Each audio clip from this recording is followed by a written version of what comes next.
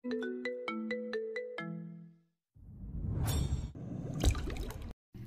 নেহা, দেখ দেখ ছেলেটা কি খ্যাত, গায়ের শার্টটাও দেখেছিস, মনে হয় কয়দিন ধরে কাচে না। আর দেখ চুলগুলো দেখ, মনে হয় যেন পাখির বাসা, দেখলেই বমি চলে আসে। এইসব ছেলেগুলো কি করে যে ভার্সিটিতে চান্স পাই বুঝি না। এখন এই ময়লার গোডাউনের সাথেই রে ক্লাস করতে হবে। ফারিয়ার কথা শুনে চোখ থেকে সানগ্লাসটা নামিয়ে নেহা ক্যাম্পাসের রাস্তার দিকে তাকায়। দেখে কাঁধে ময়লা, আংশিক ছেঁড়া ব্যাগ ঝুলিয়ে কালো প্যান্টের সাদা একটা ময়লার শার্ট গায়ে দিয়ে একটা ছেলে ভার্সিটির দিকে এগিয়ে আসছে। চুলগুলো আতেল মার্কা করে রাখা, কোনো দিকে ছেলেটা তাকাচ্ছে না, একদম সামনের দিকে চোখ রেখে এগিয়ে যাচ্ছে। নেহা ফারিয়ার দিকে তাকিয়ে রাগী দৃষ্টিতে বলে, ছেলেটার নাম জানিস তোরা? না রে। ওর নাম আবির, গ্রাম থেকে এসেছে আর আমাদের বাড়িতেই থাকে রে। কি? ওর জন্যই এ কয়দিন ভার্সিটিতে আসেনি রে, কারণ আব্বু ওর সাথেই ভার্সিটি আসার জন্য বলে, তাই রাগ করে কয়েকদিন আসেনি। অবশ্য ছেলেটা আমার সাথে কথাও বলেনি কোনো দিন। থাকে ছাদের চিলে কোঠায়, মাও তাকে সহ্য করতে পারে না, একমাত্র বাবা তাকে একটু কেয়ার করে। চেষ্টা করেছি কিন্তু ছেলেটা যাবে না রে। ফারিয়া, তিন্নি, তিশা, নাইমা, সোহেল, আরিফ সবাই একসাথে চিৎকার করে নেহার দিকে তাকায়। নেহা লজ্জায় মাথাটা নিচু করে ফেলে। কিছুক্ষণ চুপচাপ থেকে নেহা বলে, সবাই চুপ হয়ে যায়। শহরের সবাই জানে আবির ছেলেটা গ্রাম থেকে এসেছে আর ঢাকা ভার্সিটিতে পড়ছে। আর নেহা হলো শহরের সবচাইতে ধনী পরিবারের একটা মেয়ে। দেখতে যথেষ্ট সুন্দরী, দুধে আলতা গায়ের রং, যেন হলুদ মেঘাবলায় বেষ্টিত সারা অঙ্গ। মাথার বেখেয়ালি কেশরগুলো চকচকা কালো, যেন রৌদ্রের আবরণে সিল্কি মোলেম তৈরি হয়। নেহার স্টাইলও সবার থেকে আলাদা। প্রতিদিন নতুন ড্রেস আপে ভার্সিটিতে গাড়ি করে আসে। কথা বলা, হাঁটা চলা, চেহারা সব দিকে দিয়েই নেহা পারফেক্ট একটা মেয়ে। সাথে তার বন্ধুগুলো বড়লোক হওয়াতে কম যায় না, তারাও নেহার মতো করেই আসে। তবে নেহা ওদের আইকন। গত কয়েকদিন ভার্সিটিতে নেহা না আসাতে আবির নামের নতুন ছেলেটির আবির্ভাবের খবর বান্ধবীকে কেউ দিতে পারেনি। অবশ্য নেহা ভার্সিটিতে না আসার কারণ ওই খ্যাতমার্কা ছেলেটাই। নেহার বাবা শফিক সাহেবকে নাকি ছেলেটা কোনো এক ছিনতাইকারীদের কবল থেকে বাঁচিয়েছিল বলে, আর ছেলেটার থাকার জায়গা নেই বলে শফিক সাহেব ধরে নিয়ে এসেছে নেহাদের বাড়িতে। তবে আবির ছেলেটা কেবল চিলকোঠায় থাকতে পারবে, তার দরুন শফিক সাহেব কোনো ভাড়া নেবেন না। তবুও শায়লা বেগম মানে নেহার মায়ের আপত্তি শতগুণ, সাথে নেহার আপত্তিও কি কম যায়। আবির ছেলেটা ক্যাম্পাসে এসে রঙন ফুল গাছের নিচে বসে থাকা বাদাম বিক্রেতার পাশে এসে বসে। দূর থেকে নেহা আর তাদের বন্ধুগুলো সেদিকেই তাকিয়ে আছে। দেখ দেখ কি ঘিও রে, একদম খ্যাতি। এত ডিসকাস্টিং একটা ছেলে আমাদের ক্লাসে পড়ে, ওর সাথে ক্লাস করতে কতটা খারাপ লাগে তোর কি বলবো নেহা। কেউ ওর পাশে বসে না, আর ছেলেটা সোজা পিছনের বেঞ্চে গিয়ে বসে। ওর আগের দুটো বেঞ্চ খালি থাকে, কারণ ওর আশেপাশেও কেউ থাকতে চায় না। আচ্ছা বাদ দে, ছেলেটাকে ভার্সিটি থেকে তাড়াতে হবে, আর আমার বাড়ি থেকেও। চল প্ল্যান করে ফেলি। ওরা আবিরকে তাড়ানোর জন্য নানা রকম প্ল্যান করতে থাকে। আর আবির বাদাম বিক্রি করা ছেলে সাথে বসে হেসে হেসে গল্প করে। আবিরের দাঁত হলুদ, দেখে মনে হয় যেন কয়েকদিন হলো দাঁত মাজে না। এটা দেখে বাদামওয়ালা মিন্নু বলে, ভাইজান আন্নের দাঁত এরাম হলুদ কে? আবির আংশিক ছেঁড়া ব্যাগ থেকে ইংরেজি নোবেল গঠিত বই বের করে পড়ছিল। মিন্নুর কথা শুনে খানিকটা ব্রু কুঁচকে তাকিয়ে বইটা বন্ধ করে হেসে দেয়। ঠিক তখনই মিন্নু বলে ওঠে, ভাইজান আন্নের দাঁত গুলান হলুদ হইলেও আন্নের মুস্কি হাসিটা কিন্তু খুব ফাইন লাগে। আবির আরও মুচকে হাসে। আবির কয়েক মিনিট শব্দ ছাড়া হেসে নেয়, তারপর হাসি থামিয়ে বলে, আমার মাও বলতো আমি মুচকি হাসলে সুন্দর দেখায়, আর দাঁত হলুদ কারণ আমি দাঁত মাজি না। কেন ভাইজান দাঁত মাজেন না কেন? তুই দেখেছিস কুকুরগুলো কেমন হাড় খেতে পারে? শক্ত হাড় খায় কি করে চিবিয়ে দেখেছিস? হুম। ওরা কি দাঁত মাজে? না গো ভাইজান, ওরা কেমনে মাজবে কোন?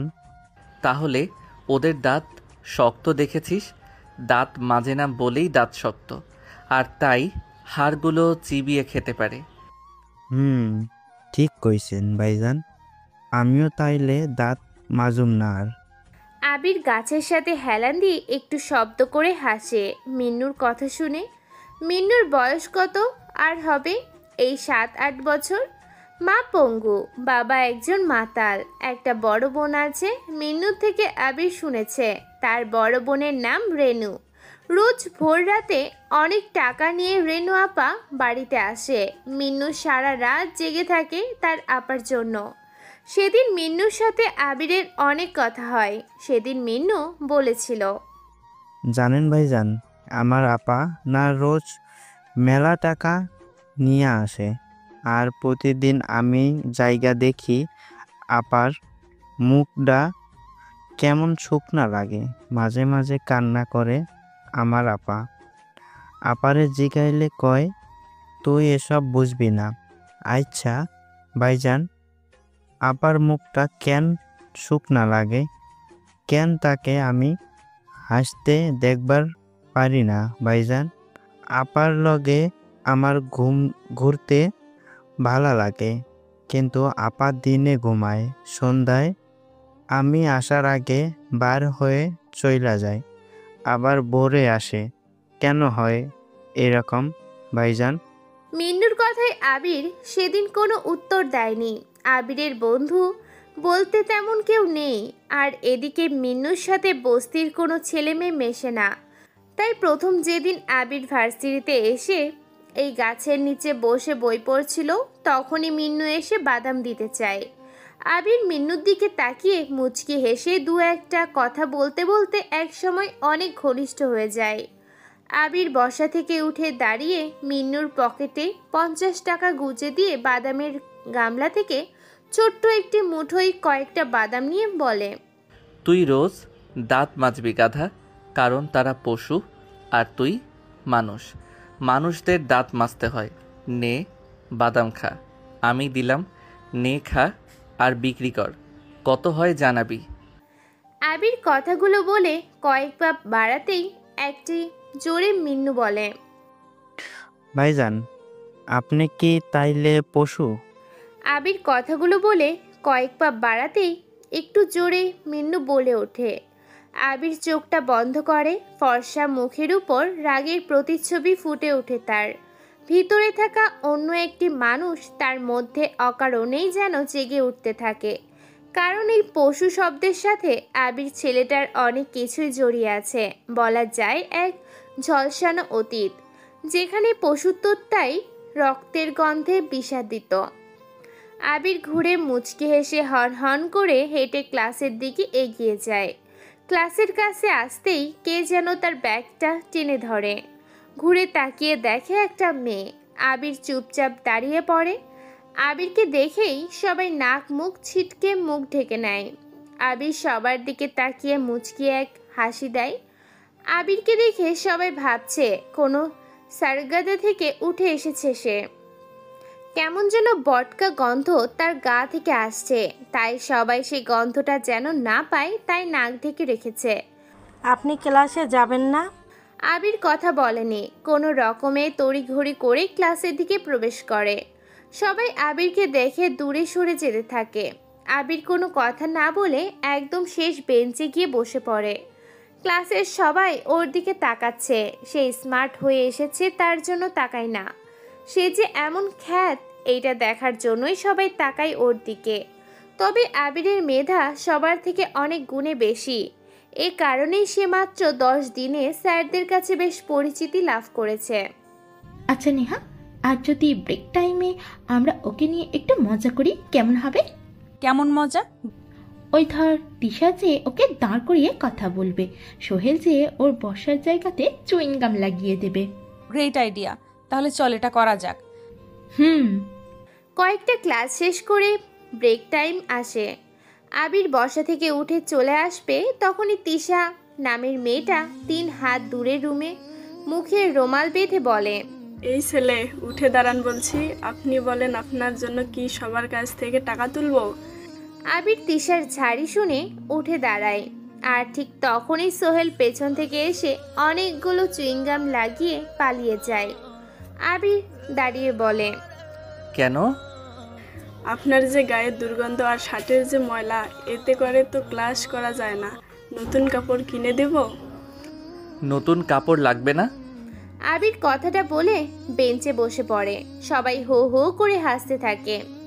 আবির সবাইকে মনে মনে পাগল বলে, বেঞ্চে মাথা লাগিয়ে শুয়ে পড়ে। তারপর ক্লাসের স্যার চলে আসে। সবাই দাঁড়িয়ে স্যারকে সম্মান জানায়, কিন্তু যখনই আবির উঠে দাঁড়ায় তখনই একটা বেমানান শব্দ শুনতে পায় ও। কেবল আবির নয়, নেহা, তিন্নি, নাইমা, তিশা, সোহেল, আরিফ, বলতে গেলে সবাই শুনতে পায় শব্দটা। আর এটা শুনেই নেহারা জোরেই হেসে ওঠে। আবির একটু ঘুরে পিছনে তাকায়, দেখে ওর প্যান্টের কিছু অংশ বেঞ্চে লেগে আছে চুইংগামের সাথে। নিলয় সাথে সাথেই বসে যায়। কেমন যেন তার গলাটা ধরে আসতে থাকে, চোখ যেন ঝাপসা হতে থাকে। বারবার উচ্চ পদস্থ মানুষদের দিকে আবির তাকায়। গরিব বলে সবাই তাকে নিয়ে মজা করছে, কিন্তু সে কিছু বলে না। চুপচাপ বেঞ্চে মাথাটা দিয়ে মুখটা নিচু করে শুয়ে পড়ে। এদিকে স্যার তার টপিক নিয়ে নানা রকম কথা বলতে থাকে। এক সময় স্যার সবার উদ্দেশ্যে প্রশ্ন করে, পুরুষরা বলে থাকে নারীরা অহংকারী। কেন অহংকারী? কারণ নারীরা সৌন্দর্যের প্রতীক। তারা তাদের সৌন্দর্যের কারণে অহংকারী হয়, আর এই অহংকারটা দেখায় কেবল ছেলেদের কাছেই।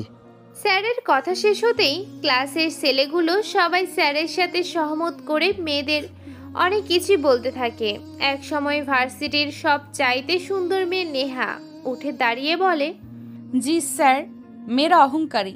কারণ মেয়ে মানেই মা, মেয়ে মানেই বোন, মেয়ে মানে একটা সংসার টিকিয়ে রাখার অদম্য ঢাল। মেয়েরা পছন্দ না হলে ছেলেদের প্রপোজালে রাজি হয় না, কারণ মেয়েরা কারো মন নিয়ে খেলা করতে পারে না, খেলা করতে চায় না, কারণ জোর করে প্রেম হয় না। যখন ছেলেটা জানতে পারবে মেয়েটা তাকে পছন্দ করে না, তখন মনে একটু হলেও কষ্ট পাবে। ফলে না রিলেশনে শান্তি আসবে, না কেউ ভালো থাকতে পারবে। হয়তো ছেলেরা এখন বলবে এই অহংকারের কারণে মেয়েদের কপালে দেখতে খারাপ বর জোটে। হ্যাঁ জোটে, কারণ মেয়েরা পারে না বাবা মায়ের অবাধ্য হতে। ছেলেদের পছন্দ না হলে রাগারাগি করে বাড়ি থেকে বের হয়ে যায়, কিন্তু মেয়েরা তা পারে না। কারণ যদি কেউ বেরো হয় সমাজ তাদের মেনে নেয় না, উল্টো কথা শোনায়। তাই আমরা অহংকারী। পুরো ক্লাসটা এখন ঠান্ডা হয়ে গেছে নেহার কথা শুনে। সবাই নেহার দিকে হাঁ হয়ে তাকিয়ে আছে। স্যারও বেশ অবাক হয়েই চেয়ে আছে তার দিকে। নেহা বেঞ্চে বসে রিল্যাক্স করতেই স্যার বলে, ছেলেরা চুপ কেন? তোমাদের কথার ভিত্তিতে আমরা অনেক কিছুই শিখতে পারবো। ছেলেরা কিছু বলো, নাকি মেয়েরাই জিতে যাবে? কেউ কোনো কথা বলছে না। স্যার উদাস দৃষ্টিতে প্রত্যেক ছেলের দিকে তাকায়। স্যারের চোখ আটকে যায় পিছনে বসা বেঞ্চে শুয়ে থাকা একটি ছেলের দিকে। স্বভাব মতোই স্যার চোখ ছুঁড়ে মারে ছেলেটার দিকে। পিছনে বসা আবির লাফ দিয়ে উঠে দাঁড়িয়ে পেছনে প্যান্ট যেখানে ছিঁড়ে গেছে সেখানে হাত দিয়ে দাঁড়ায়। সবাই হো হো করে হাসতে থাকে। আবির মাথাটা নিচু করে নেয়। স্যার বলে, এই যে বেয়াদব, স্যার যে এতক্ষণ ক্লাসে ছিল তুমি কি জানো? জি। রাতে কি চুরি করতে যাও? কাপড় চোপড় দেখি তো তাই মনে হচ্ছে। কাপড়গুলো কি কাছো না? এত ময়লা বাঁধিয়ে রেখেছো কেন? আর এগুলো কি ধরনের পোশাক? ব্যাগটাও তো ছিঁড়া। সহপাঠীদের কি দেখো না কত স্মার্ট হয়ে ক্লাসে আসে? কোথায় থেকে এসেছো? বেয়াদবের মতো ক্লাসে পড়ে পড়ে ঘুমাচ্ছ, ফাজিল ছেলে কোথাকার। স্যারের অপমানে আবির আরও মাথাটা নিচু করে নেয়। একটা দীর্ঘশ্বাস ফেলতে যেও যেন পারে না। সব কিছু আবারও কেমন যেন ঘোলাটে লাগছে। বারবার মনে হতে থাকে ওর, যেখানে বড়লোকি জীবনযাপনের আধিক্য, সেখানে গ্রাম থেকে আসা গরিব ছেলেটার কোনো মূল্য নেই। স্যারের কথাগুলো শুনে সবাই ক্লাসের উচ্চস্বরে হাসতে থাকে। স্যারও একটু হাসলেন। আবিরকে আবার স্যার বলতে থাকে, বেয়াদব ছেলে, নাম কি তোমার? জি আবির হাসান থাক থাক, আর বলতে হবে না, নামটাই খালি ভদ্র। আর চেহারাটা দেখো, ময়লার গোডাউন। তা বাবা আবির, এতক্ষণ ক্লাসে কোন বিষয়ে কথা হচ্ছিল তুমি জানো? জানবে কি করে? তুমি পড়ে পড়ে তো তুমি ঘুমাচ্ছিলে। ধুর, এই ছেলেটা থাকলে আমি কখনোই ক্লাস নিতে আসবো না। গেলাম আমি। স্যার, যাবেন না। স্যার সবার কথা উপেক্ষা করে চলে যেতে উদ্যত হলেন। দরজার কাছে প্রায় যেতেই একটু জোরেই আবির বলে ওঠে, স্যার, আপনি বোঝাচ্ছিলেন সমাজে নারীদের অহংকার করাটা আসলে দোষের কিছু না। এই ব্যাপারে আমাদের ক্লাসের সুন্দরী মেয়ে অনেক কিছুই বলেছে। হ্যাঁ, মেনে নেওয়া যায় তাদের অহংকার করাটা ঠিক, কিন্তু তারা কখনো জানে না একটা ছেলে পরিবারের জন্য কতটা গুরুত্বপূর্ণ। একটা পরিবারে বাবা যদি পঙ্গু হয়, মা বাবাকে সেবা আর সংসারের অনেক রকম কাজ করে, আর তখন সেই পরিবারের ছেলে কি করবে? সংসারের হাল ধরবে। যেমনটা ক্যাম্পাসে বাদাম বিক্রি করা মিন্নুও করে, আর আমরা নতুন সাজে প্রতিদিন এসে মিন্নুর থেকে বাদাম কিনে মজা করে খাই। স্যার, মেয়ে তো মেয়েই, বিয়ের আগে বাপের অধীনে থাকে। বিয়ের বয়স হলে সেই একটা ছেলেকেই তো বিয়ে করতে হবে তাকে। তারপর মেয়েটা স্বামীর আদরে চলে যায়, হোক সে মা, হোক সে তখন কারো ভাবি। কিন্তু যে ছেলেটা না খেয়ে মা বাবার জন্য আগেই সংসারের হাল ধরেছে, সেই ছেলেটাই তো আবার নারী মানে বউকে দেখাশোনা করবে। তাহলে অহংকারটা কার করা উচিত, ছেলের নাকি মেয়ের? ছেলেরা কিন্তু অহংকারী হয় না স্যার, তারা করে না, কারণ ছেলেরা মা বাবা বউ নিজের বাচ্চা দেখাশোনা করে নিজেরই সুখটাকে ভুলে। ছেলেরা চাইলে রাগ করে বাড়ি থেকে চলে যায়, মেয়েরা তা করে না, কারণ মেয়েরা একজন বাবা। জি স্যার, বাবা মানে ছেলে, কিন্তু স্যার বাবার কাছে সম্পত্তি হলো মেয়ে, তারপর বিয়েও করে স্বামীকে, মানে একটা ছেলে স্যার। কোনো মেয়ে বেকার ছেলেকে বিয়ে করে না, তাই ছেলে যখন আগেই মা বাবার দায়িত্ব নিয়ে সংসারের হাল ধরে, তখনই তাকে আরও একটি দায়িত্ব নিতে হয়, অর্থাৎ বউয়ের। তবে ছেলে মেয়ে একে অন্যের অর্ধাঙ্গিনী, একে অপরের পরিপূরক। এদেরকে নিয়ে তর্ক নয়, ভালোবাসার বীজ বপন করা উচিত। সবাই হা হয়ে যায়। আবির সবার দিকে তাকিয়ে ধপ করে বেঞ্চে বসে পড়ে। চুইংগাম তখনও বেঞ্চে লেগে আছে। অনেকদিন ব্যবহার্য প্যান্টে চুইংগাম লেগে কয়েকবার বসা ওঠা করতে যেয়ে বেশ খানিকটা ছিঁড়ে গেছে। তাই আবির স্টান বসে আবারও বেঞ্চে মাথা লাগিয়ে শুয়ে থাকে। স্যার নিজের জায়গাতে এসে দাঁড়ায়। তখনও ক্লাসের সবাই চুপ হয়ে বসে আছে। এমন খ্যাতমার্কে ছেলে এত কিছু বলতে পারে তা কেউ জানতো না। স্যার ডাক দেয়, এই ছেলে, এদিকে আসো। আবির মাথা তুলে স্যারের দিকে তাকায়। করুণ এক চাহনি। সেই চাহনিতে চিৎকার করে বলতে ইচ্ছে করছে আবিরের অনেক কথা, কিন্তু সে পারছে না। স্যার আবারও তাকে ডাকে, কিন্তু উঠতে পারে না। স্যার এবার জোরেই ডাক দেয়। আবির আর দেরি না করে উঠে দাঁড়ায়। সাথে সাথে পুরো পেছনের অনেকটা অংশই ছিঁড়ে যায়। আবির বেঞ্চে থাকা ব্যাগটি পেছনে রেখে ক্লাস থেকে দৌড়ে বের হয়ে আসে। নেহারা হেসে ওঠে। আবির সেই হাসির শব্দ থেকে পালাতে রঙ্গন ফুল গাছটার নিচে এসে বসে।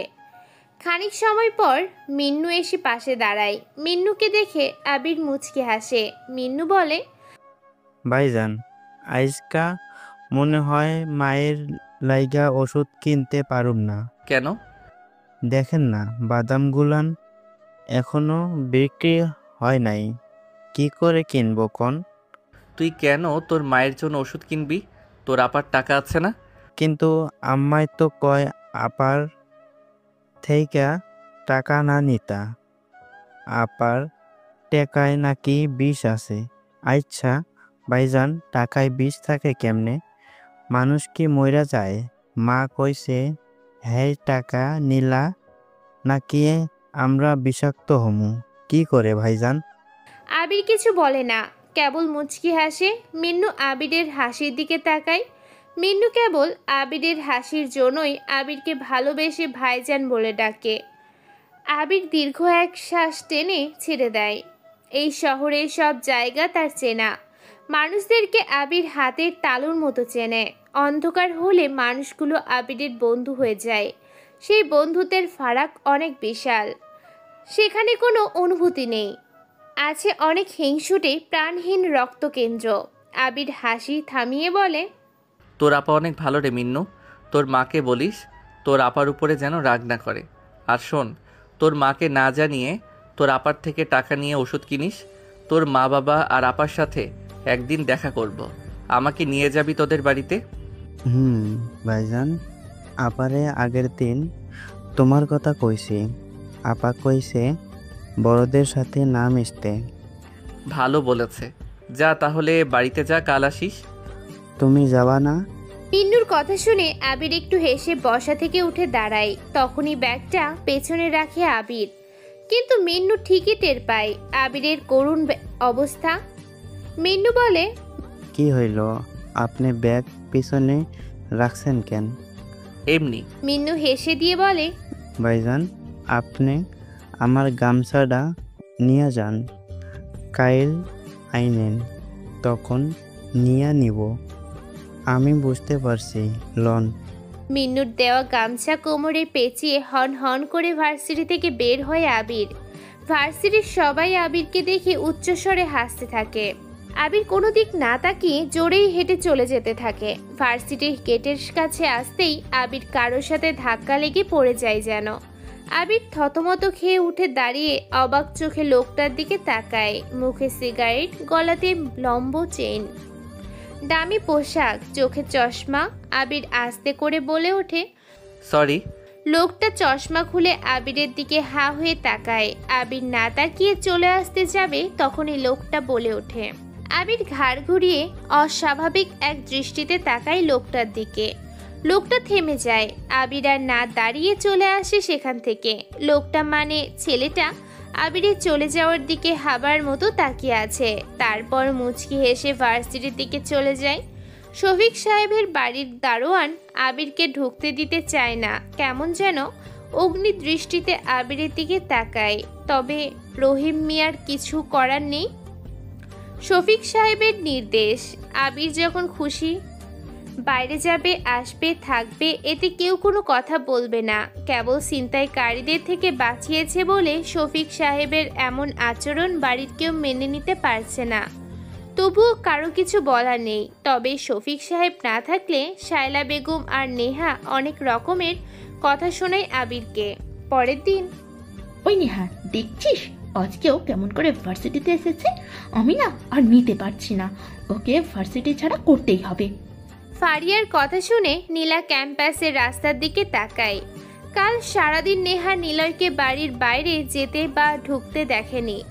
অবশ্য নেহা নিলয়ের উপর যে নজর রাখে সেটাও না, কিন্তু গতকাল ক্লাসে মজা করার জন্য নেহা দেখতে চেয়েছিল নিলয় বাড়ি ছেড়ে চলে যায় কিনা, কিন্তু সেটা করেনি। গ্রাম থেকে এসেছে তো তাই এরকম ছ্যাঁচড়াও। বাদ দে ওর কথা, পরে হবে। এখন চল আড্ডা দিই। আরে দাঁড়া দাঁড়া, ব্যাটাকে নিয়ে একটু খেলা করি। ওকে, তাহলে কি ডাক দেব? দে তাহলে, মজাই করি। আবির ছেলেটা মাথা নিচু করে ক্যাম্পাসে এসেছে। কাল সারা রাত সে ঘুমায়নি, খুব কেঁদেছে ও। সে গরিব বলে আজ তাকে এত কিছু সহ্য করতে হয়েছে, কিন্তু সে কি আসলেই গরিব? আবির নিজের মতো করেই হারছে। ঠিক তখনই শুনতে পায়, ওই ডাস্টবিন, আবির এদিকে আয়। আবির সেদিকে তাকায়, দেখে নেহা সহ ওদের বান্ধবী বন্ধুরা তাকে ডাকছে। আবির ওদের দিকে এগিয়েছে, মুচকি হাসি দিয়ে বলে, আমাকে কেন ডাকছেন? ওরে কি গিয়োরে, গ্রামে থাকা মানুষগুলো যে একটু বেশি আবাল তা একে না দেখলে বুঝতে পারতাম না। সহপাঠীদের আপনি করে বলছে। তো বলবে না, ওর তো কথা বলারও যোগ্যতা নেই। আচ্ছা, আপনার প্রবলেমটা কি? আপনি আমাদের বাড়ি থেকে যাচ্ছেন না কেন? আবির চুপচাপ দাঁড়িয়ে থাকে। আবির সবার দিকে তাকিয়ে একটু মুচকি হেসে বলে, আপনার আব্বুই আমাকে রেখেছে, উনি বললেই আমি চলে যাব। আপনার কথাতে না। তো সাহস কি করে হয় রে আমাদের মুখের ওপর কথা বলার? ওই ফারিয়া, যা শফিক মামার দোকান থেকে আইসক্রিম কিনে আন, সবার মুখে আর জামায় লাগিয়ে দিব। ফারিয়া, নাইমা আর সোহেল ওরা তিনজন মিলে আইসক্রিম কিনতে চায়। আবির সেদিকে তাকিয়ে ধীরে ধীরে সেখান থেকে চলে আসতে যাবে, তখনই আরিফ, তিশা এসে আবিরকে পাকড়ে ধরে। আবির চুপচাপ দাঁড়িয়ে যায়। আবিরের চোখ চারপাশে এমন কাউকে খুঁজতে থাকে যে এসে বলবে ওকে ছেড়ে দাও, কিন্তু কেউ নেই। সবাই নিজের কাজের জন্য ব্যস্ত। সবাই আবিরকে জোকার দৃষ্টিতে তাকিয়ে দেখতে থাকে। কয়েক মিনিট পরেই ওরা তিনজন এসে হাজির। আবির আরিফ আর সোহেল আবিরের হাত ধরে রাখে। নেহা, তিন্নি, ফারিয়া, নাইমা ওরা চারজন এসে আবিরের মুখে, মাথায় আর তার ময়লা শার্টে মাথায়, মুখে, ঘাড়ে, কানে, গলাতে আইসক্রিম লাগাতে থাকে। আবির মাথাটা নিচু করে নেয়, চোখ দুটো মাটির দিকে করে নেয়। সবাই আবিরকে নিয়ে হাসতে থাকে। ঠিক তখনই ফারিয়া বলে ওঠে, ওই দেখ, ওই নতুন ছেলেটাকে দেখ, কি হট রে, স্টাইলিশ, দেখেই বোঝা যায় রোজ জিম করে। সবাই ক্যাম্পাসের গেটের দিকে তাকায়। বাইকে আসা একটা ছেলের দিকে সবাই চোখ আটকে তাকিয়ে থাকে। সাথে আবিরও মাথা তুলে সেদিকে তাকায়। দেখে কালকে সেই ছেলেটা যার সাথে আবির ভুলবশত ধাক্কা খেয়েছিল। আবির সেদিকে তাকাতেই দেখে সেই নতুন ছেলেটা তার দিকেই তাকিয়ে আছে। ছেলেটা বাইক রেখে ওদের পাশ দিয়ে হেঁটে যেতেই তিন্নি ডাক দেয়, এক্সকিউজ মি মিস্টার, আপনাকে কাল ভার্সিটিতে দেখেছিলাম, নতুন স্টুডেন্ট, নাম কি আপনার? ছেলেটা থেমে যায়, আবিরের পাশে এসে দাঁড়ায়। আবির মাথাটা নিচু করে নেয়। ছেলেটা আবিরের দিকে আর চোখে তাকাতেই কয়েক হাত দূরে সরে যায় ছেলেটা। আবিরের সারা গায়ে আইসক্রিম লেগে আছে। সবাই ভাবছে আবিরকে বাজে দেখার কারণে ছেলেটা সরে গিয়েছে, কিন্তু বিষয়টা তা নয়, অন্য কিছু। ছেলেটা কিছু সময় চুপ থেকে বলে, আমি শাওন। ও, আমরা সবাই তো একই বিভাগের স্টুডেন্ট। আমি ফারিয়া, ও তিন্নি, ও নেহা, ও নাইমা, তিশা, সোহেল, আরিফ। আর ইনি? শাওন নামের ছেলেটা আবিরের দিকে তাকিয়ে কথাটা বলে। সবাই কিছুক্ষণ বিরক্ত নিয়ে আবিরের দিকে তাকিয়ে থেকে নেহা বলে, এই যে খ্যাত, ময়লার ডাস্টবিন, তুই এখনো এখানে দাঁড়িয়ে আছিস কেন? যা ভাগ সামনে থেকে। আবির আর দাঁড়ায় না, সেখান থেকে জোরে হেঁটে কিছুটা দূরে চলে আসে। দূরে এসে পেছনে ঘুরে তাকায় ওদের দিকে। শাওন নামের ছেলেটা তখনও আবিরের দিকে তাকিয়ে আছে। আবির শাওনের দিকে তাকিয়ে মুচকি হাসি দিল। শাওন কিছু বলতে যেয়ে বলতে পারল না। রঙ্গন ফুল গাছের নিচে আবির বসে রুমাল বের করে মুখটা কোনো রকমে মুছে নেয়। এইদিকে শাওন ওদের সাথে গল্পতে ব্যস্ত হয়ে যায়। আবির কোনো রকমে নিজেকে ঠিকঠাক করে নেয়।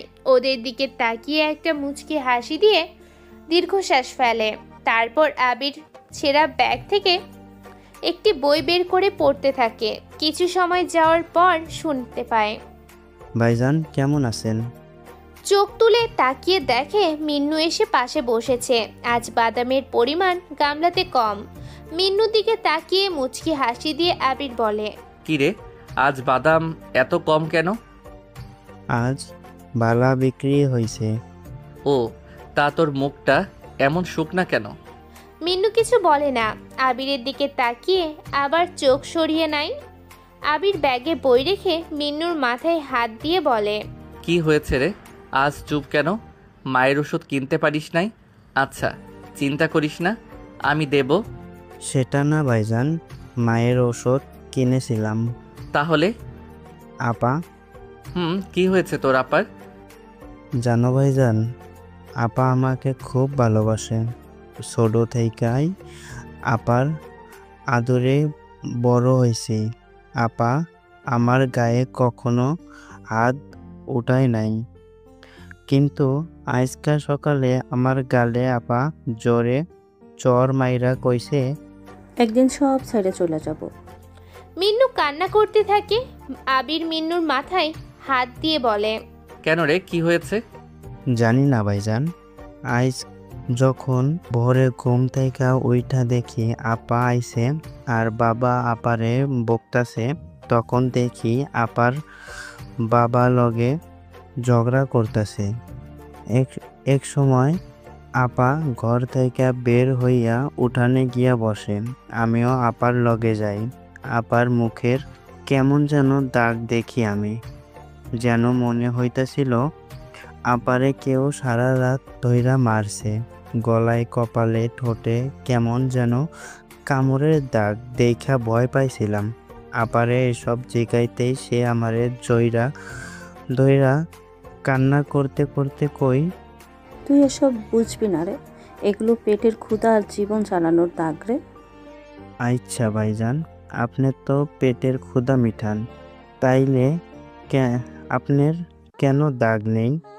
আমার যখন খিদা লাগে আমিও তো খাই, কই আমার তো কোনো দাগ নাই। নিলয় চুপ হয়ে যায়। কি বলবে ও ঠিক খুঁজে পাচ্ছে না।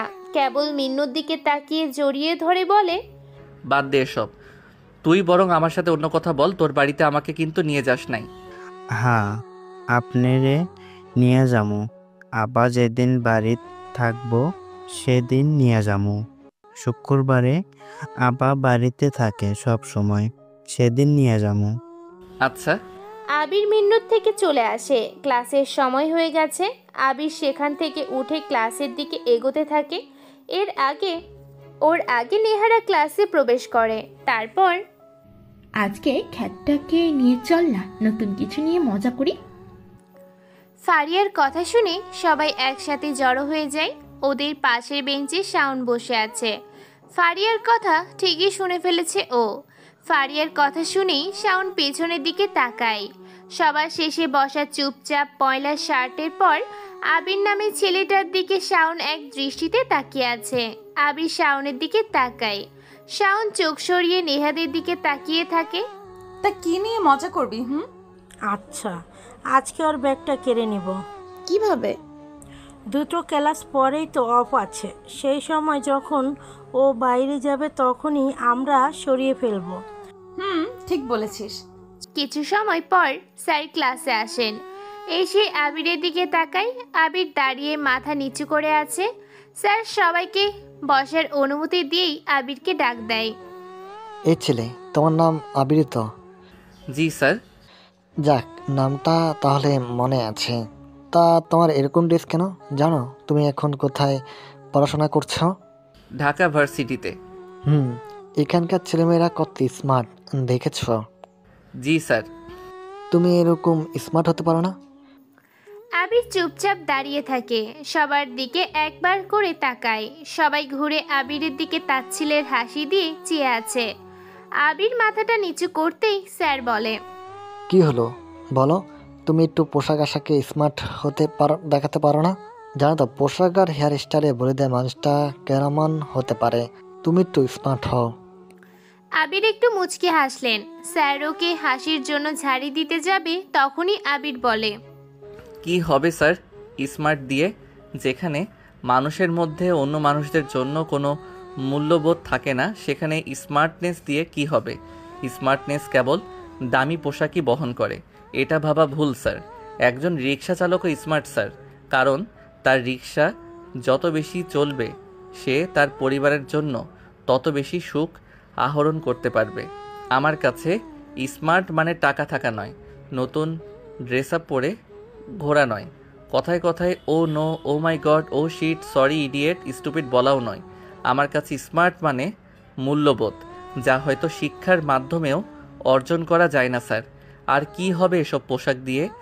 যদি মেয়েদের লজ্জাস্থানের আকৃতি বোঝা যায় আর তা দেখে ছেলেরা ওয়াও কি মাল যাচ্ছে রে বলে, তাহলে স্মার্টনেস কি বাড়বে নাকি যাবে স্যার?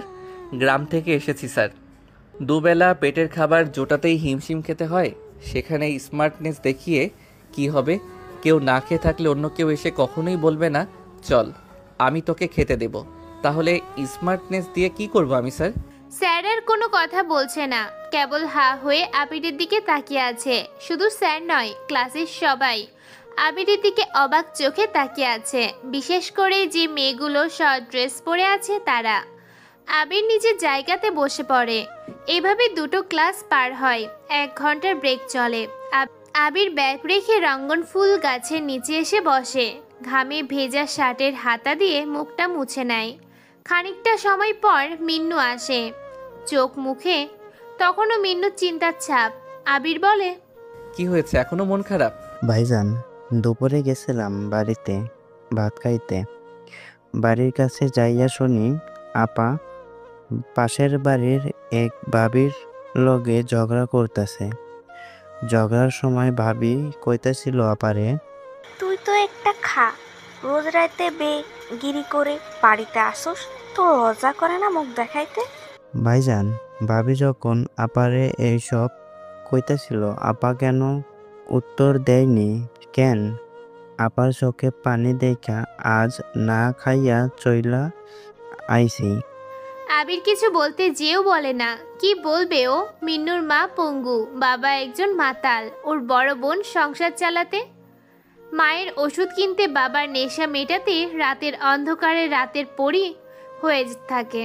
টাকাওয়ালা মানুষগুলো সেই পরীটাকে নিত্য নতুনভাবে ব্যবহার করে, আর সেই বড়লোকেরা টাকাগুলো গরিবদের দান করতে গেলে তাদের হাত কাঁপে। আবার সেই নারী যদি সংসার চালানোর কাজে নিজের দেহটাকে বিক্রি করে, সেই নারী হয়ে যায় খারাপ। অথচ সমাজের ভদ্রলোকেরা দিব্যি তাদেরকে টাকার বিনিময়ে ভোগ করে যায়। আজব খেলা। ভাইজান চুপ কইরা আছেন কেন? ভাবছি আজকেই তোদের বাসায় যাব। যাবেন? আচ্ছা তাইলে যাই, বাড়িতে বইলা আসি। আমি এখন যাইব আর আইব, আপনি এখানে থাকবেন। মিন্নু চলে যায়। এদিকে আবারও ক্লাস শুরু হওয়ার সময় চলে আসে। নিলয় ক্লাস শুরু হওয়ার 10 মিনিট আগেই ক্লাসে আসে। নিজের জায়গাতে যেই বেশ অবাক হয়, কারণ সেখানে তার ব্যাগ নেই। আবির সব দিকে একবার চোখ বুলিয়ে নেয়, কোথাও আবিরের ব্যাগের চিহ্নও দেখা যাচ্ছে না। আবির আরও ভালো করে সব বেঞ্চে তাকায়, কিন্তু সেখানে আবিরের ব্যাগ নেই। শেষে আবির বেশ কাচুমাচু হয়ে সামনে বসা ছেলেগুলোর কাছে যায়। সোহেল, আরিফ, শাওন আরও অনেকে বসে আছে সেখানে। আবির কাচুমাচু হয়ে সোহেলকে জিজ্ঞেস করে, ভাই আমার ব্যাগটা দেখেছেন? সবাই উচ্চস্বরে হেসে ওঠে। আবির যে 1 নাম্বার খ্যাত তা আবিরের কথা শুনেই বুঝে গিয়েছে সবাই। ক্লাসমেটদেরও আপনি করে বলছে, তাও ভাই ডেকে। আরিফ আবিরের জামার কলার ধরে বলে, শালা তোর ব্যাগ কোথায় আমরা কি জানি? তোর ব্যাগ কি আমরা দেখে বেড়াই? কোথায় ছেঁড়া ব্যাগ, কোথায় দামি ব্যাগ? যাও ভাগ সামনে থেকে। ভাই ব্যাগ দেখছেন? ঢং দেখলে মনে হয় শালা তোকে ঘুষি মেরে দেই। যা সর সামনে থেকে, আবাল কোথাকার। সবাই বেশ জোরে হাসতে থাকে। এইভাবে সেম ইয়ারদের কাছে জকিং হতে হবে, তা টিচ হবে আবির কখনো কল্পনাও করেনি। আবির আর দাঁড়ায় না, মন খারাপ করে ক্লাসের বাহিরে চলে আসে। শাওন নামের ছেলেটা কিছু বলতে যেও চুপ থাকে। আবির বের হতেই সবাই জোরে জোরে হাসতে থাকে। আবির আর দাঁড়ায় না, সোজা ভার্সিটি থেকে চলে আসে। ক্লাস শেষ হওয়ার পর সবাই একসাথে বের হয়। তিন্নি, নাইমা, তিশা শাওনের সাথে বেশ খাতির জমিয়েছে। এদিকে নেহা আর ফারিয়া একসাথে বের হয়েই ফারিয়া বলে, কি করবি এখন? ব্যাগটা তো ফেরত দিতে চেয়েছিলাম, কিন্তু ছেলেটা তো ক্লাসেই আসেনি। চল বাদ দে, কাল আসলে দিয়ে দেব। সবাই যে যার মতো করে বাড়িতে চলে যায়। পরের দিন ঠিক সময় সবাই ভার্সিটিতে চলে আসে, কিন্তু আবিরকে কোথাও পাওয়া যায় না। আবির ভার্সিটিতে আসেনি। ওই ফাড়ি ছেলেটা তো আসলো না, কি করি ব্যাগ নিয়ে? আরে রেখে দে, আজ আসেনি কাল আসবে। ওর জায়গায় আমরা আগে থেকে ব্যাগটা রেখে দেব, তাহলে জানতেও পারবে না কে করেছিল এসব। আচ্ছা বেশ। ওরা কয়েকজন মিলে গল্প করছিল। মিন্নু বাদাম নিয়ে ওদের সামনে এসে দাঁড়ায়। মিন্নুকে নেহা দেখেই বলে, আজ বাদাম নেব না রে। আপা ভাইজান আহে নাই? কোন ভাইজান? ওই যে দাঁতগুলান হলুদ, গায়ে ময়লা জামা পইরা থাকে, আবির নাম ভাইজানের, উনি আসে নাই? না, কেন? এমনিতেই। আচ্ছা থাকেন। মিন্নুর মন খারাপ খুব। কাল রাতে তার রেনু আপা বাসায় ফিরেনি।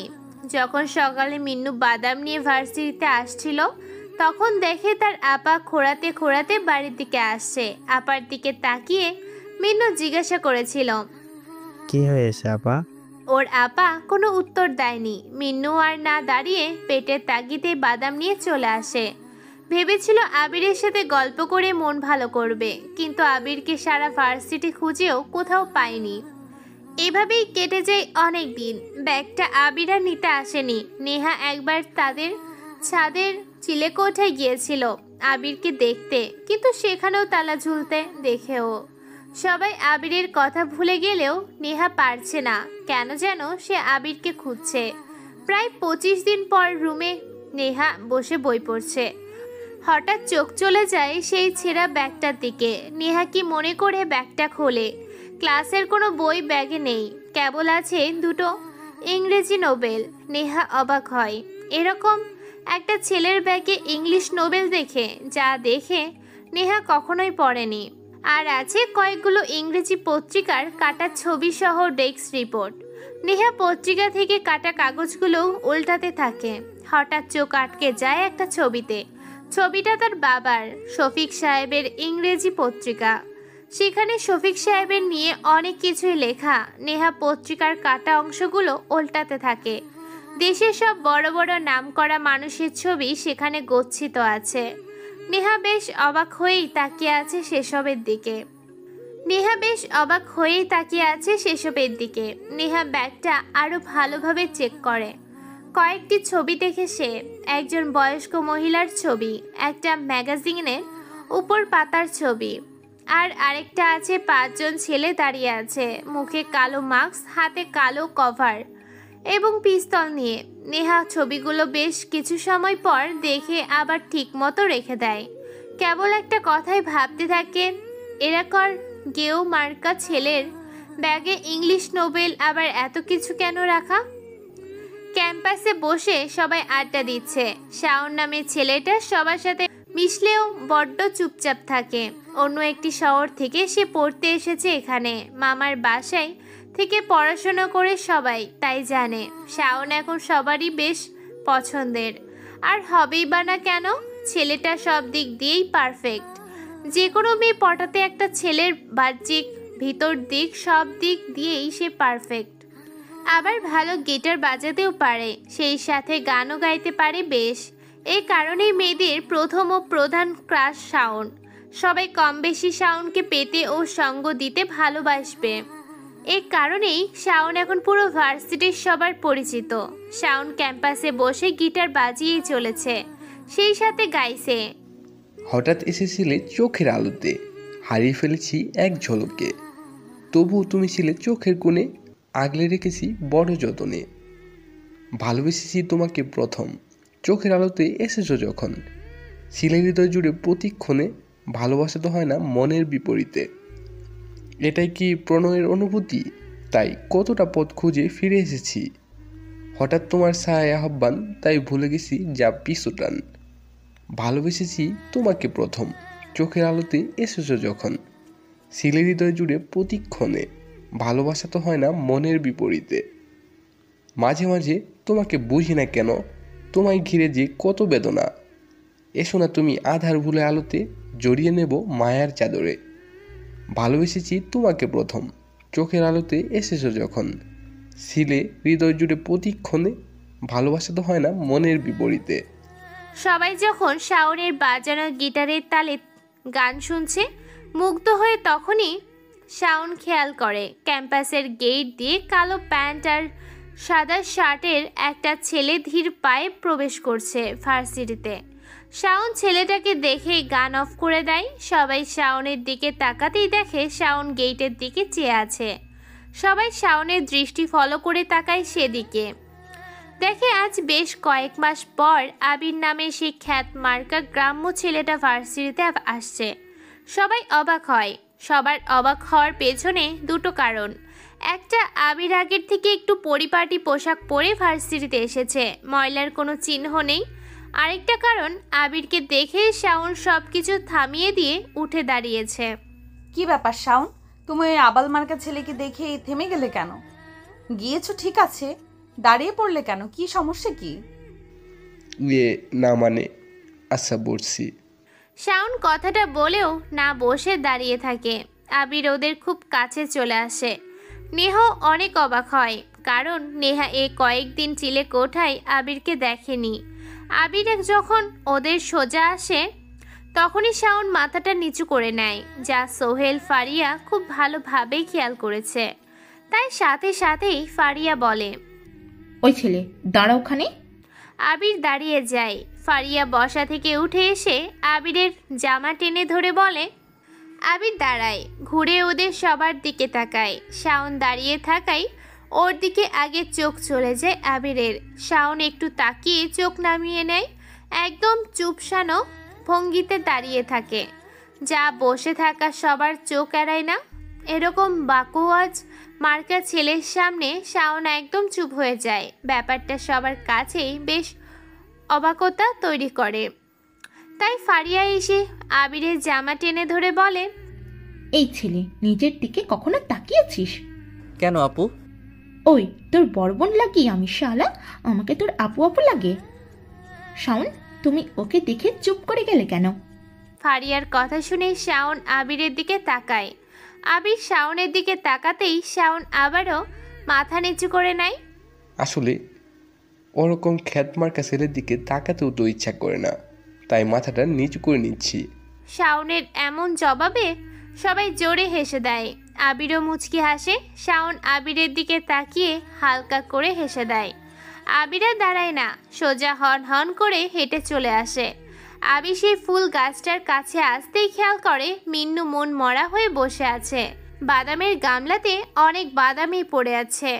আবির ওর পাশে গিয়ে বসে বলে, কিরে মিন্নু, তুই এভাবে বসে আছিস কেন? আবিরকে হুট করে এমনভাবে দেখবে মিন্নু ভাবেনি। আবির প্রায় 1.5 মাস পরে ভার্সিটিতে এসেছে। মিন্নু প্রায় ধরেই নিয়েছিল আবির আর কোনো দিন ভার্সিটিতে আসবে না। আবিরকে দেখা মাত্রই মিন্নু হুড়মুড় করে কেঁদে ওঠে। আবির কিছুটা ভ্যাবাচেকা হয়ে তাকিয়ে বলে, কি হলো, তুই কাঁদছিস কেন? ভাইজান, আমার আপারে না পুলিশ কাকুরা ধইরা নিয়ে গেছে। আবির কপাল কুঁচকে মিন্নুর দিকে তাকায়। মিন্নুর আপার কথা শুনতেই বুকটা ছ্যাদ করে ওঠে। মিন্নু খুব করে কাঁদতে থাকে। আবির ওর মাথায় হাত দিয়ে বলে, কি হয়েছে? জানি না ভাইজান, আপার লগে একবার দেখা হয়েছিল, আমারে কিছু বলে নাই। তোই পুলিশদের কাছে আপা কাঁদতে কাঁদতে কইতাছিল। কি করেছি আমি? রাতে তো বাড়িতেই ফিরেছিলাম, আমাকে কেন ধরে এনেছেন? পুলিশরা আমারে খুব গালি দিতেছিল, দেখা আমি চইলা আসি। আজ 4 দিন হইল আপার লগে দেখা নাই। 4 দিন হইল আপারে দইরা নিয়ে গেছে। আচ্ছা ঠিক আছে। জানো ভাইজান, আমি পুলিশদের পা জড়ায় ধরছিলাম, কাইন্দা কইছিলাম আমার আপারে সাইরা দিতে, আমাকে ধইরে রাইখা দিন, ও কিছু করতে পারে না। আমার আপা অনেক ভালো একজন, ওকে সাইরা দেন। পুলিশটা আমার জোরে লাথি মাইরা কইছিল, তোর আপা তো একটা বেশ্যা, রাত হলে চাকরি করে বেড়ায়। শালা মা, এখান থেকে যা, বেশি তাড়াবি করলে না তোর বোনের সাথে তোকেও চালান করে দেবো শালা। যা টাকা নিয়ে আয়, না হইলে থানামুখো হবি না বেটা হারামি। আবিরের দিকে তাকিয়ে কথাগুলো বলে মিন্নু। মিন্নু ছল ছল চোখে ঠিকই আবিরের মুখের রং পাল্টে যাওয়ার দৃশ্যটা লক্ষ্য করেছে। মিন্নু এমন রং পাল্টানোর মানেটা খুব ভালো করেই জানে। কেউ খুব রেগে গেল, মুখের এক্সপ্রেশন আর রক্তবর্ণ যে ভাব আসে তা মিন্নুরও অচেনা নয়। আবির বলে, তুই বাসায় যা, তোর আপা বাড়িতে চলে আসবে। বাসায় যাব না ভাইজান, আম্মা আব্বা আপারে নিয়ে চিন্তা করতেছে। পাড়ার লোকেরা আমাদেরকে নিয়ে আজে বাজে কথা বলতেছে। কি বলছে? কইতাছে রেনু তো ভালো মাইয়া না, ও রাত বেড়াইতে আকাম কইরা আসে, এখন পুলিশ ধরছে, কেউ ছাড়বে না, বহুত টাকার ব্যাপার। জানো ভাইজান, আপার না পুলিশগুলা খুব মারছে। আপার জামাটা ছেঁড়া দেখছি, মাইরের চোটে সবকিছু যেন কেমন হইয়া গেছে। আপা কোনো কথা বলে না, খালি কান্না করে। আমরা গরিব বলে দেখতেও যাইতে পারি না। কেন? জেলের মধ্যে নাকি ঢুকতে হইলে টাকা দেয়ান লাগে। গেটের লোক আমারে অনেকবার কইছে, আমি টাকাও দিয়া দিছি, কিন্তু আমারে তাও ঢুকতে দেয় না। আবিরের মুখের রং আরো পাল্টে যায়। জোরে একটা নিঃশ্বাস ছাড়ে, হাতটা মুঠ করে কয়েকবার নিজের পায়ে ঘুষি মাথা মারতে থাকে। কেমন একটা অস্থিরতা কাজ করছে ওর মাঝে। মিনু ঠিকই খেয়াল করেছে। আবির বলে, কত টাকা লাগবে বলেছে পুলিশ? বলেছে 1 লাখ টাকা লাগবো, আপারে আর দেখতে পাবো না ভাইজান। দূর, বললাম তো আজকে তোর আপা বাড়িতে ফিরবে, তবে দেখিয়ে দিবি আমাকে তোকে কোন পুলিশ লাথি মারছিল, আর কারাগারে কাউকে দেখতে গেলে টাকা দিতে হয় কে বলেছিল তাকেও দেখে দিবি। আর যে তোর আপাকে গালি দিয়েছিল তাকে দেখাতে পারবি তো? পারবো, খুব পারবো। মন চাইতেছিল হারামিগুলাকে ঘুষি মাইরা আপারে ওখান থেকে সাইরা নিয়ে আসি। ঘুষি মারলে কি কেউ বড় রকমের আহত হয় মিন্নু? জানি না, তবে কে সারাবে আমার আপারে? কেন আমি? আপনার টাকা কই পাইবেন? আপনি নিজেই তো জামা কিনতে পারেন না, ময়লা জামা পইরা আসেন। আপনার থেকে আমার জামাগুলান পরিষ্কার লাগে। রোজ আপা আমার জামা কাইচা দেয়। হি হি হি, এসব তোর ভাবতে হবে না, তুই খালি দেখিয়ে দিবি ব্যাস। হ। আবির মুচকি হাসে। মিন্নুর দিকে তাকায়ও। মিন্নু এক গাদা আশান রূপ দৃষ্টিতে তাকিয়ে আছে মিন্নুর দিকে। আবির আর দাঁড়ায় না। মিন্নু হাত ধরে গাছের নিচ থেকে টেনে নিয়ে আসতে থাকে। নেহাদের কাছে আসতেই নেহা বলে ওঠে, এই ছেলে ওখানেই দাঁড়া, মিন্নুকে নিয়ে কোথায় যাচ্ছিস? আপা, আমার আপারে পুলিশ ধরে নিয়ে গেছে, তাই ভাইজান সারাইতে যাইতেছে। মিন্নুর কথা শুনে সবাই উচ্চস্বরে হাসতে থাকে। কেবল শাওন মুখটা গম্ভীর করে সবার দিকে তাকিয়ে থাকে। আবির মিন্নুর হাত ধরে টান দিতে যাবে, তখনই নেহা বলে, এই যে নে তোর ব্যাগ। কি নোংরা, ব্যাগটা একটু পরিষ্কার করা যায় না? নিজে তো নোংরা, তার জিনিসপত্রগুলোও একরকম। আর হ্যাঁ রে মিন্নু, তোর আপাকে কেন পুলিশে ধরে নিয়ে গেছে? নিশ্চয়ই এর মধ্যে কিছু একটা আছে। জানি না আপা, তয় আপারের রাইতে পুলিশরা ধরছিল বাড়িতে আসার পথে। আচ্ছা, বুঝলাম। নিশ্চয়ই তোর আপা কোনো সন্ত্রাসী বা নেশাজাত দ্রব্য বিক্রি করে, কিংবা অবৈধ খারাপ কাজ করে। মানে রাতের বেলা একটা মেয়ে। কখনো কারো ব্যাপারে সবকিছু সঠিকভাবে না জেনে নিজ সম্মুখে না দেখে কিছুই বলা ঠিক না। হতে পারে আপনার সাথে কোনো একদিন এমনটা হলো, তাহলে কি তখন আমরা বলতে পারি না আপনি একজন দেহ? আবির কথাটা শেষ করতে পারেনি। ফারিয়ার সাথে সাথে এসে আবিরের গালে কষে একটা চর বসিয়ে দেয়। সোহেল আরিফ এসে আবিরের জামার কলার ধরে দু একটা চর ঘুষিও বসিয়ে দেয়। আবির মুচকি হাসে। ফারিয়া আবিরের দিকে একবার তাকিয়ে শাওনের দিকে ফিরে বলে, কি ব্যাপার, সবাই আমাকে বাজে কথা বলায় রিয়াক্ট করলো, আর তুমি বসে আছো? মানে কিছু বুঝি না শাওন। তুমি এখন ওকে চর মারবে এখনই? শয়তান ছেলেটা ভাবে কি? শাওন চুপসে যায়, কিছু বলতে যেও বলতে পারে না। ফারিয়া বেশ জোর করতে থাকে। শেষমেশ বসা থেকে উঠে দাঁড়িয়ে আবিরের জামার কলার ধরতে যায়। সবাই স্পষ্ট তাকিয়ে দেখে শাওনের হাত কাঁপছে। ফর্সা মুখটা কেমন যেন লাল হয়ে গেছে। কারো জামার কলার ধরতে এত ভয় কেউ পায় এর আগে কোনোদিন দেখেনি। কিন্তু সেদিনও ঠিক সবাই দেখেছিল ফারিয়া, নেহা, নাইমাকে রাস্তার কিছু ছেলে টিচ করেছিল বলে শাওন তাদেরকে খুব মেরেছিল। সবাই শাওনের এমন রূপ দেখে বাহুবা দিয়েছিল, কিন্তু আজ হঠাৎ করেই যেন শাওন ভিজে বিড়াল হয়ে গেছে।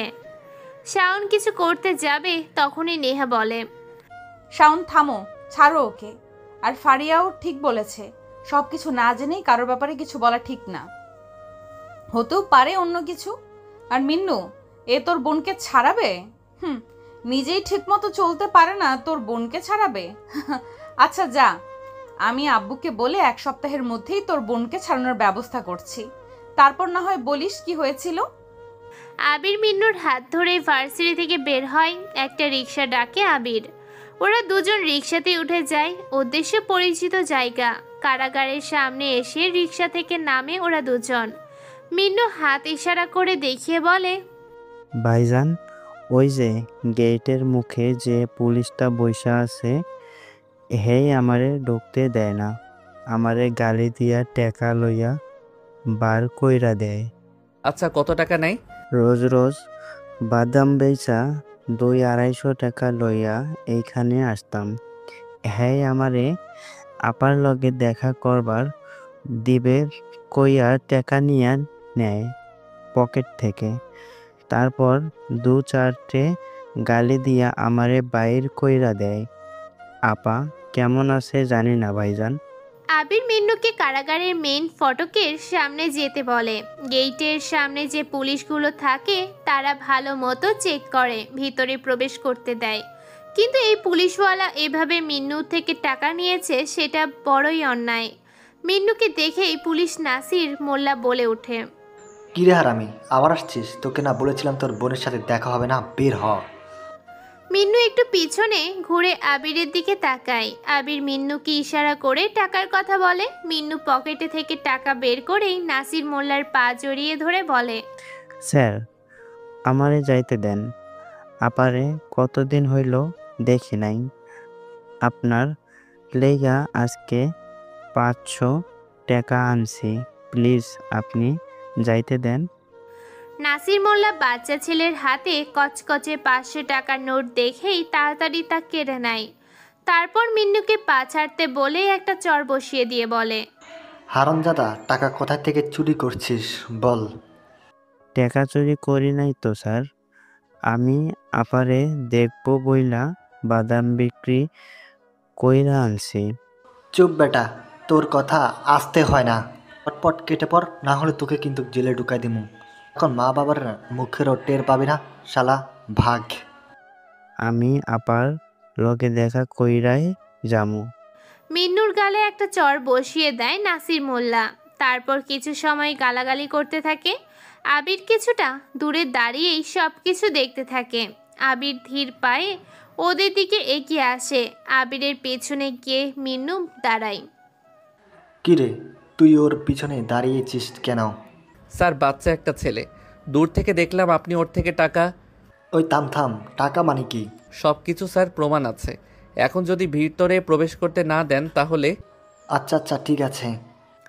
আবির সহ মিন্নু ভিতরে প্রবেশ করে। 4-5 দিন হলো রানু আপাকে পুলিশ ধরে নিয়ে এনেছে, তাই তাকে কেন্দ্রীয় কারাগারে আটকে রাখা হয়েছে। আবির মিন্নুর হাত ধরে হাঁটছে।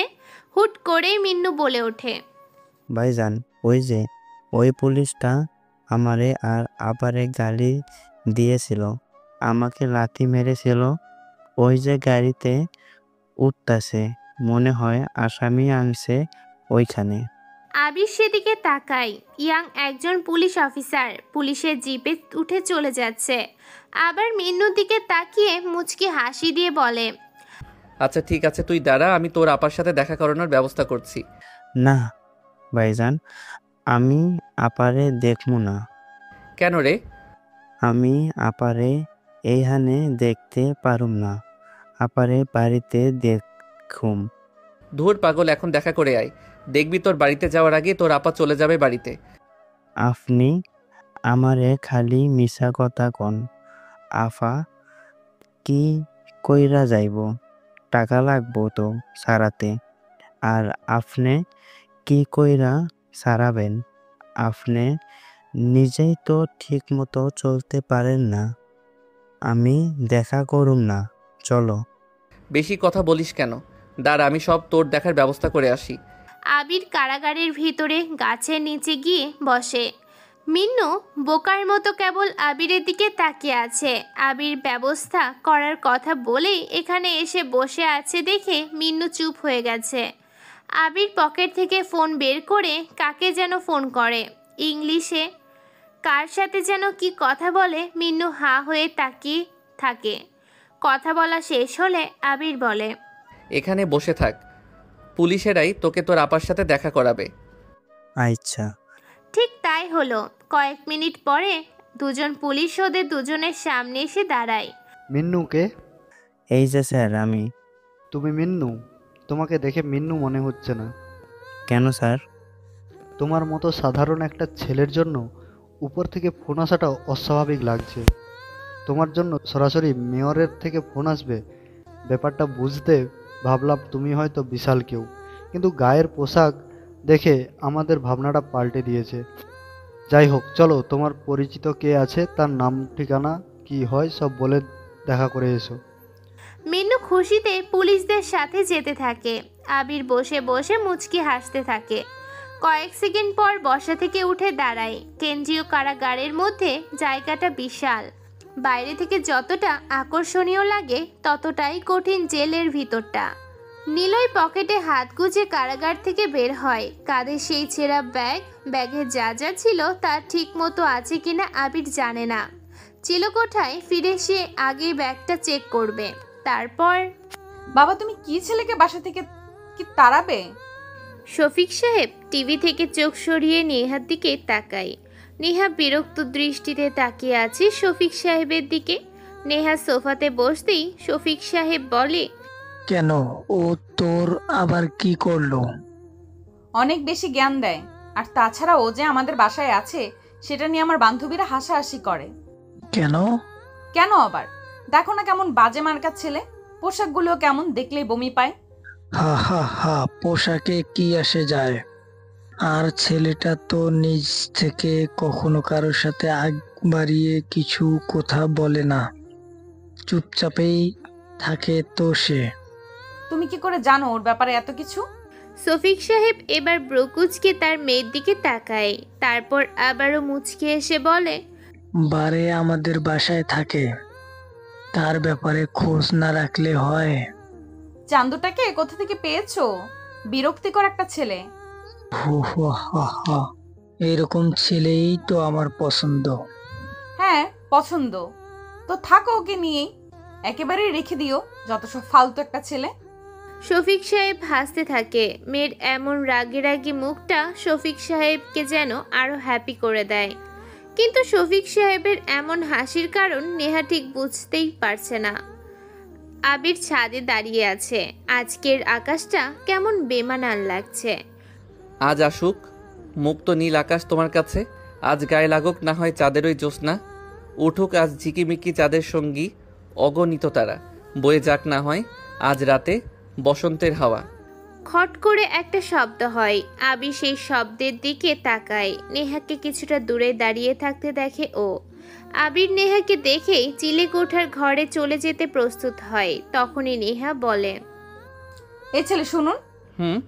আপনার সমস্যা কি?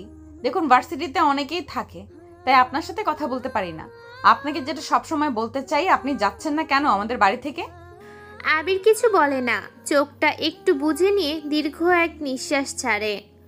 তারপর মুখে এক মুচকি হাসি নিয়ে বলে, আমি তো এত তাড়াতাড়ি যাব না। তুই একটা ছাগল, বুঝেছিস?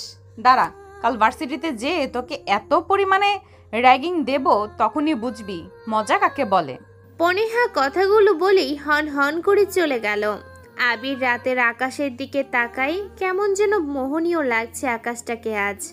ফিরফিরে বাতাস বইছে, মনের মাঝে স্মৃতির ঢেউগুলো তীরে আশ্রে পড়ছে। আবির কিছু দূষিত স্মৃতিগুলো মনে করে হেসে ওঠে।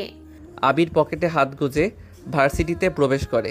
গেট থেকে কয়েক পা এগুতেই কোথা থেকে পরপর কয়েকটি ডিম এসে তার সারা গায়ে পড়তে থাকে। আবির বোকার মতো দাঁড়িয়ে আশেপাশে দেখতে থাকে। চোখ আটকে যায় কিছুটা দূরে কয়েকজন ছেলে মেয়ে দাঁড়িয়ে উচ্চস্বরে হাসছে। আবির সবাইকে খুব ভালো করেই চেনে, তবে একটা ছেলেকে সে এর আগে কোনো দিন দেখেনি।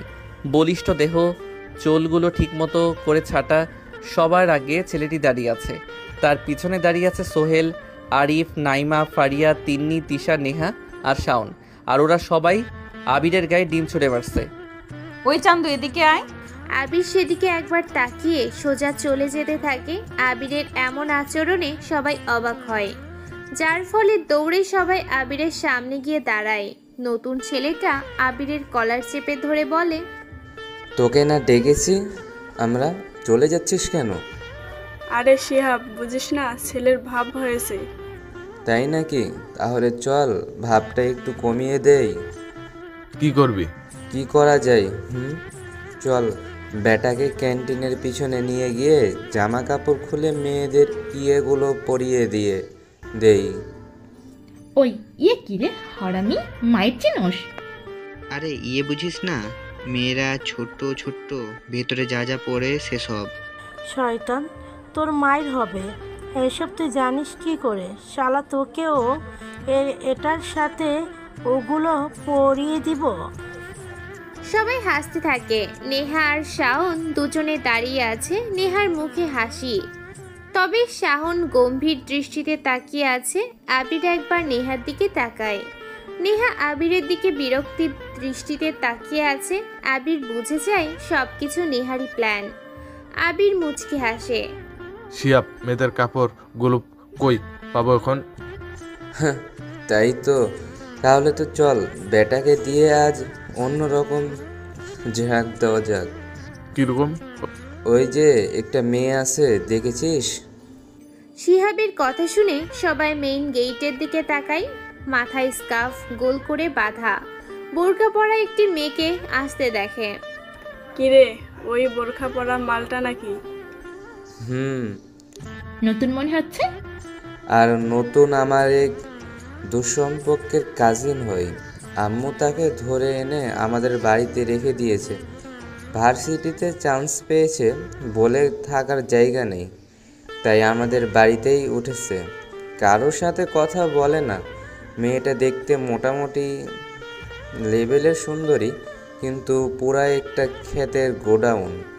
ওর জন্যই ও কয়েকদিন ভার্সিটিতে আসতেও পারিনি।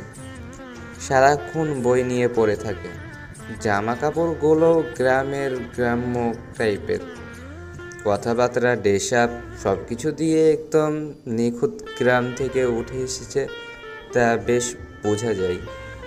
অসহ্য একটা মেয়ে। কি বলিস? আমাদের আবির সাহেবও তো গ্রাম থেকেই উঠে এসেছে। ওই কারণেই তো প্ল্যান করেছি। তোরা মানে মেয়েরা, ওই মেয়েটা ধর, নাম তো বলতেই তো ভুলে গেছি, নিশি নাম ওর। তো মেয়েরা নিশিকে ঝাঁক করে আবিরের কাছে পাঠাবি, আর আমরা ছেলেরা ওই বলদাকে জাগ দিয়ে নিশির কাছে পাঠাবো। বাকিটা পরে দেখা যাবে। সবার মুখে হাস্যোজ্জ্বল প্রতিচ্ছবি ফুটে উঠেছে। আবির একবার বোরখা পরা মেয়েটার দিকে তাকায়, আরেকবার সবার দিকে তাকায়। কি করবে ঠিক বুঝে উঠতে পারছে না। মেয়েগুলো দৌড়ে নিশিকে থামায়।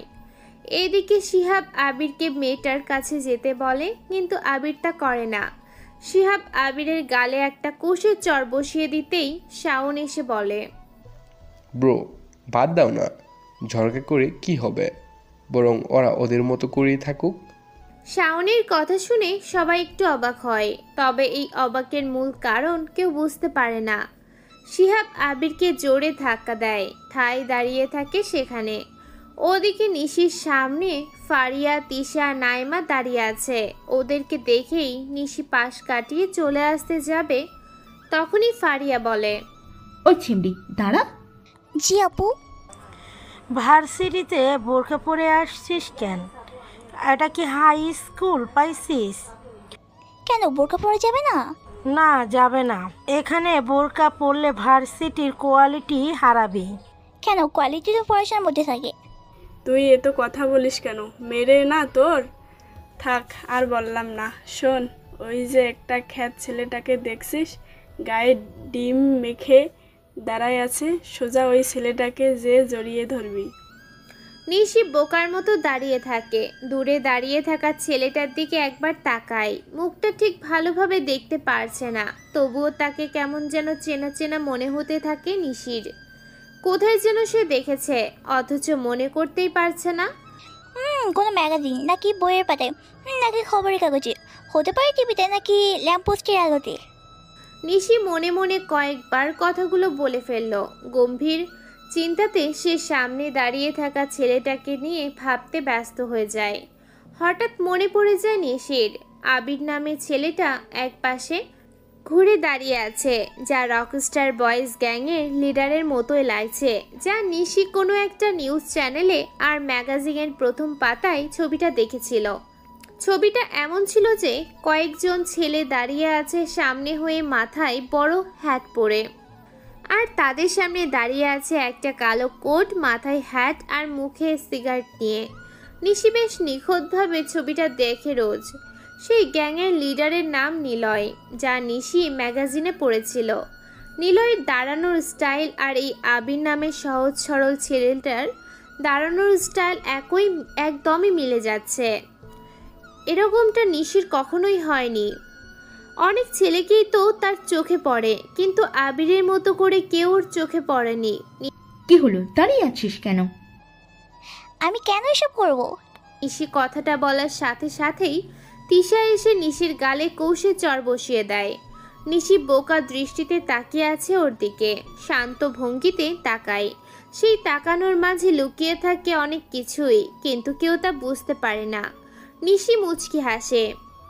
তুই চিনিস আমাদের ভার্সিটিতে আমরাই সব, আমাদের পাওয়ার আছে, টাকা আছে, তোকে ভার্সিটিতে আসাই বন্ধ করে দিতে পারি। সো যেটা বলবো তা যদি না করিস তবে তোর অনেক ক্ষতি হবে, বুঝছিস? শালা গেও মার্কা খ্যাদমে, যা ভাগ। আবির আর নিশি এগিয়ে আসতে থাকে, খুব কাছে চলে আসে ওরা। আবিরের হাঁটার সাথে নিলয়ের মিল পাচ্ছে না নিশি, তবে দাঁড়ানোর স্টাইলটা ঠিক নিলয়ের মতোই, সেম টু সেম। নিশি এসব ভাবতে ভাবতে এগিয়ে যায়। খুব কাছে আসতেই সবাই দেখে বড় কালো রঙের দুটো গাড়ি ভার্সিটিতে প্রবেশ করেছে। ওরা থেমে গিয়ে সেদিকে তাকায়। গাড়িটা আবিরের সামনে এসে থামে। গাড়িটা দেখে নেহা অবাক হয়, কারণ এটা শফিক সাহেব মানে নেহার বাবার গাড়ি। কিন্তু ওনাকে এই সময় ভার্সিটিতে দেখে নেহা যতটা না অবাক হয়েছে, এর থেকে বেশি অবাক হয়েছে গাড়িটা নেহার সামনে না এসে আবিরের সামনে গিয়ে থামে।